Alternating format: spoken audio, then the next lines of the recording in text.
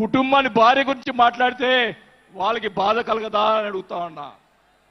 ఆ రోజే నేను ఖండించాను, నేను అసెంబ్లీలో ఆ రోజే.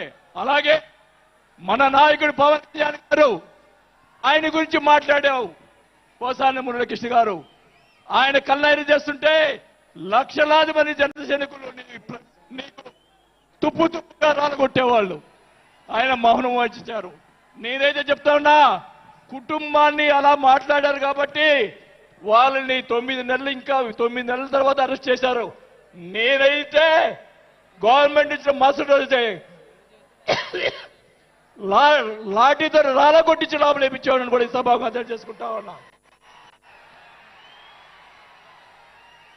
చేసినటువంటి దుర్మార్గాలు ఎక్కడ పోవు,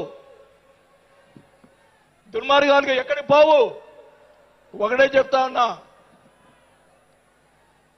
నేను 5 సార్లు ఎమ్మెల్యే, 2 సార్లు మంత్రి అయినా కూడా, నేను ప్రతిపక్షంలో ఉన్నప్పుడు కూడా మన నాయకుడు పవన్ కళ్యాణ్ గారు వైసీపీని ఒకరోజు అందరినీ తిడుతూ ఒక బాలినేని శ్రీనివాసరెడ్డి గారు లాంటి మంచి వాళ్ళు ఉన్నారని చెప్పి ఆ రోజు చెప్పిన రోజే నేను జనసేనలో చేరి ఉండాలి అని కూడా తెలియజేసుకుంటా ఉన్నా.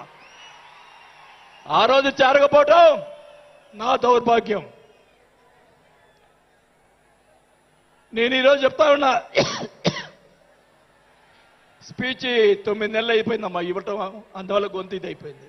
దయచేసి నేను మీ పిఠాపురం సాక్షిగా నిజాలే చెప్తా ఉన్నా. గవర్నమెంట్ వచ్చిన తర్వాత చిన్న చిన్న కార్యకర్తల మీద కేసులు పెట్టి లోపలేశారు. వాళ్ళని కాదండి లోపలేయాల్సింది, కోట్లు సంపాదించున్నారు. వాళ్ళని ఇంకా లోపలేలా, అదే నా బాధ. స్కాములు చేస్తున్నారు, కార్యకర్తలు పట్టించుకోలేదు. కోట్లు సంపాదించి ఈరోజు రకరకాలుగా మాట్లాడుతూ ఉన్నారు. పవన్ కళ్యాణ్ గారి గురించి మొన్న మాట్లాడాడు జగన్మోహన్ రెడ్డి గారు. ఏదో కౌన్సిలర్ అన్నాడు, ఏదో అన్నాడు. అయ్యా జగన్మోహన్ రెడ్డి గారు, మీ నాన్న దయతోటి నువ్వు ముఖ్యమంత్రి అయ్యావు. మీ నాన్న అంత అడ్డు పెట్టుకొని, మా నాయకుడు ఇప్పుడు జనసేన నాయకుడు పవన్ కళ్యాణ్ గారు స్వశక్తితోటి ఈరోజు లక్షలాది మంది అభిమాన పాత్రులు అయ్యాడని గుర్తుపెట్టుకోవాలని కూడా తెలియజేసుకుంటా ఉన్నాం. మీ నాయనతోటి వెనక ఒకసారి ముఖ్యమంత్రి అయ్యావు, ఇంకా చూద్దాం. నేను ఒకటి కూడా చెప్తా ఉన్నా, నేను పవన్ కళ్యాణ్ గారిని కలిసినప్పుడు రాశారు చాలా మంది, కొన్ని పత్రికల్లో మీడియా వాళ్ళు రాశారు. ఏం రాశారు? బాలినేని గారు చాణక్యుడు, కూటమిని విడగొడతాడని చెప్పి కొన్ని పత్రికలు రాసినాయి. నేను అనుకున్నాను, నా వల్ల పవన్ కళ్యాణ్ గారికి ఏ ఇది రాకూడదు. నా ధ్యేయం, నా కోరికల్లా ఆయన పైకి ఎదగాలని తప్ప వేరే ఉద్దేశం లేదు. నేను ఆయన కలిసినప్పుడు ఒకటే అడిగా, అందరూ అనుకున్నారు ఎమ్మెల్సీ ఇచ్చి మినిస్టర్ ఇస్తారని చెప్పి కొన్ని ఇతర పత్రికలు రాశారు. నేను ఆయన ఏమీ అడగలేదు, ఒకటే అడిగా, సార్ మీతో నాకు సినిమాలు తీయాలని సార్ అని అన్నా. నా కోరిక అదే సార్. నేను 5 సార్లు ఎమ్మెల్యే అయ్యా, 2 సార్లు మంత్రి అయ్యా, చాలు నాకు ఇట్లాంటి బూతులు తిట్టే రాజకీయాలు మాకు వద్దు సార్, మీతోటి ప్రయాణం చేస్తా. జనసేనని నా సాయి శక్తులా నేను చేయగలని. మా జిల్లాలో 6 నెలల తర్వాత కార్పొరేట్లను చేర్పించాం. మీరు ఛాన్స్ ఇవ్వండి, మా జిల్లాలో జిల్లా పరిషత్ అన్నీ కూడా జనసేన చేస్తానని కూడా మాకు తెలియజేసుకుంటా ఉన్నా. మాకు ఇవ్వండి ఛాన్స్. నన్ను ఆపద్దు. నాకు జరిగిన అన్యాయం మళ్ళా ఒకరోజు మీటింగ్లో చెప్తా. ఒకరోజు చెప్తే సరిపోదు, ఎందుకంటే టైం లేదు కాబట్టి. నాకు అన్యాయం జరిగిందని చెప్తా.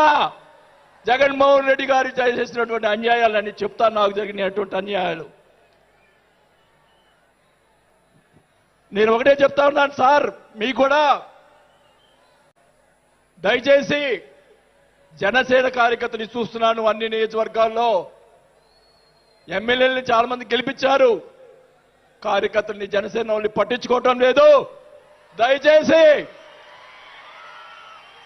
దయచేసి చంద్రబాబు నాయుడు గారు, పవన్ కళ్యాణ్ గారు ఇద్దరు కూర్చొని ఒక ప్రెస్ మీట్ పెట్టి ఎమ్మెల్యేలందరికీ ఫిరాయించండి. జనసేన కార్యకర్తలు కూడా మీరు వాళ్ళకి రావాల్సినటువంటి రేషియో ప్రకారంగా వాళ్ళు కష్టపడి పనిచేశారు. ఇప్పుడు తెలియదు ఆ బాధ. రేపు ఎలక్షన్ తెలుస్తుంది. వాళ్ళు ఖర్చునని వాళ్ళు అడుగుతారు. రేపు దానికి సమాధానం చెప్పాల్సిన బాధ్యత ఆ ఎమ్మెల్యేలకు ఉంటుంది. కాబట్టి ఇద్దరు కూడా ఇప్పుడే వెంటనే అది చేస్తే మీకోసం ప్రాణాలు ఇచ్చేవాళ్ళు ఉన్నారు ఇక్కడ. అలాంటి వాళ్ళని మనం కాపాడుకోవాలి. కాబట్టి మీరు అంటే నేను ఇలా మాట్లాడుతున్నానని అనుకోకుండా నాయకులు, మన నాయకుడు బాగుండాలని కోరుకోవాలి.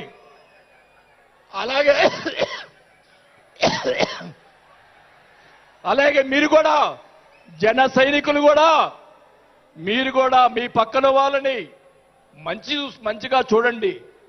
మన పార్టీ పైకి తీసుకొచ్చేదానికి మన నాయకుడు ఇంకా ఎదిగేదాని కోసం ఇంకా కూడగొట్టుకోవాల్సిన బాధ్యత కూడా మీ మీద ఉందని కూడా ఈ సభాముఖంగా తెలియజేసుకుంటా ఉన్నాం. మన నాయకుడు మనల్ని కాపాడుతాడు. మన నాయకుడిని ఎదిగించేదాని కోసం మీరందరూ కూడా కష్టపడాలని చెప్పి కూడా కోరుకుంటూ, నా ప్రాణం ఉన్నంత వరకు నేను పవన్ కళ్యాణ్ తోటి గారితోటే ఉంటాను. నాకు పదవి వచ్చినా రాకపోయినా పర్వాలేదు, నేను పవన్ కళ్యాణ్ తోటే ఉంటాను.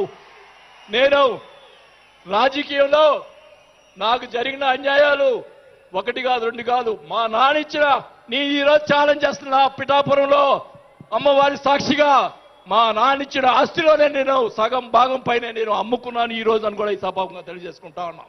అయినా కానీ నేను లెక్క చేయను.